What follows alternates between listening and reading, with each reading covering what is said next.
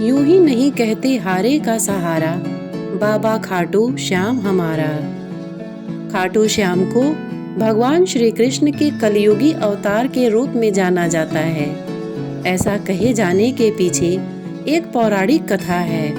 राजस्थान के सीकर जिले में इनका भव्य मंदिर स्थित है, जहां हर साल बड़ी संख्या में श्रद्धालु आते हैं। लोगों का विश्वास है कि बाबा श्याम सभी की मुरादें पूरी करते हैं और रंग को भी राजा बना सकते हैं।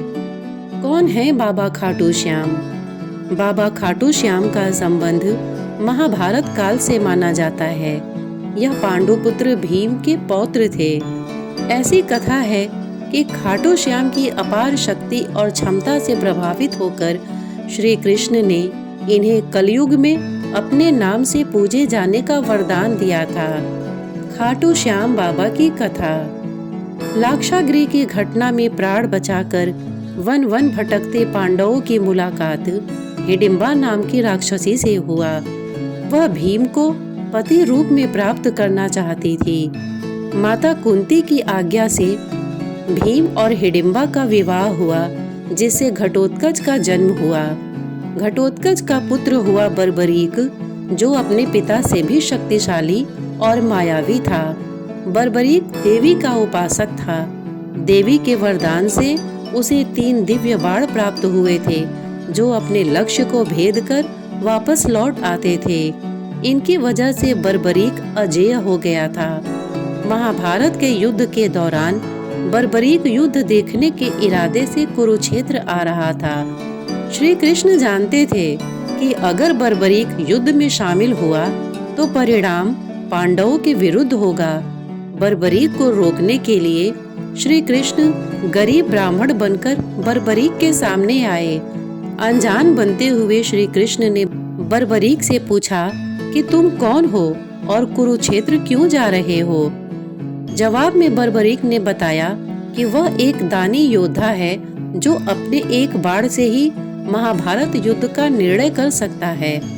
श्री कृष्ण ने उसकी परीक्षा लेनी चाहिए, तो उसने एक बाण चलाया, जिससे पीपल के पेड़ के सारे पत्तों में छेद हो गया।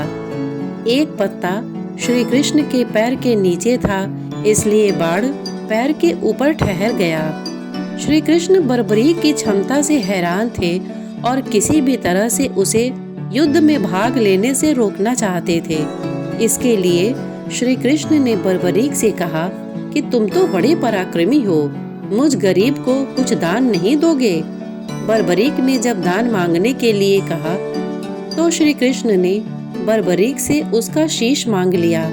बर्बरीक समझ गया कि यह ब्राह्मण नहीं कोई और है और वास्तविक परिचय देने के लिए कहा। श्री कृष्ण ने अपना वास्तविक परिचय दिया तो बर्बरीक ने खुशी खुशी शीश दान देना स्वीकार कर लिया। रात भर भजन पूजन कर फाल्गुन शुक्ल द्वादशी को स्नान पूजा करके बर्बरीक ने अपने हाथ से अपना शीश श्री कृष्ण को दान कर दिया।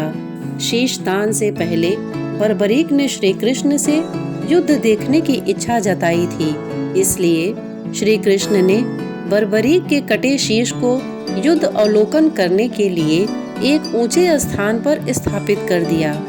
युद्ध में विजयश्री प्राप्त होने पर पांडव विजय का श्रेय लेने हेतु वाद विवाद कर रहे थे। तब श्री कृष्ण ने कहा कि इसका निर्णय बर्बरीक का शीश कर सकता है। बर्बरीक के शीश ने बताया कि युद्ध में श्री कृष्ण का सुदर्शन चक्र चल रहा था, जिससे कटे हुए वृक्ष की तरह योद्धा रणभूमि में गिर रहे थे।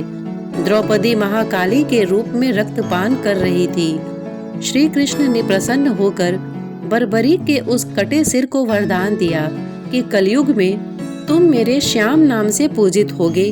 तुम्हारे स्मरण मात्र से ही भक्तों का कल्याण होगा और धर्म, अर्थ, काम, मोक्ष की प्राप्ति होगी। स्वप्न दर्शनों परांत बाबा श्याम खाटू धाम में स्थित श्याम कुंड से प्रकट हुए थे। श्री कृष्ण विराट शालिग्राम रूप में संवत 1777 से खाटू श्याम जी के मंदिर में स्थित होकर भक्तों की मनोकामनाएं पूर्ण कर रहे हैं। हर साल लगता है खाटू श्याम का मेला। प्रत्येक वर्ष होली के दौरान खाटू श्याम जी का मेला लगता है। इस मेले में देश विदेश से भक्तजन बाबा खाटू श्याम जी के दर्शन के लिए आते हैं। इस मंदिर में भक्तों की गहरी आस्था है। बाबा श्याम, हारे का सहारा, लखदातार, खाटू श्याम जी, मोरवी नंदन, खाटू का नरेश और शीश का दानी, इन सभी नामों से खाटू श्याम को उनके भक्त पुकारते हैं। खाटू श्याम जी मेले का आकर्षण यहाँ होने वाली मानव सेवा भी है। बड़े से बड़े घराने के लोग आम आदमी की तरह यहाँ आकर श्रद्धालुओं की सेवा करते हैं। कहा जाता है ऐसा करने से पुण्य की प्राप्ति होती है। भक्तों की इस मंदिर में इतनी आस्था है कि वह अपने सुखों का श्रेय उन्हीं को देते हैं। भक्त बताते हैं कि बाबा खाटू श्याम सभी की मुरादें पूरी करते हैं। खाटू धाम में आस लगाने वालों की झोली बाबा खाली नहीं रखते हैं। जय हो श्याम बाबा की। श्रोतागण, इतने ध्यान से इसे सुनने के लिए आपने अपना बहुमूल्य समय दिया, इसके लिए आपका बहुत बहुत धन्यवाद। नमस्कार।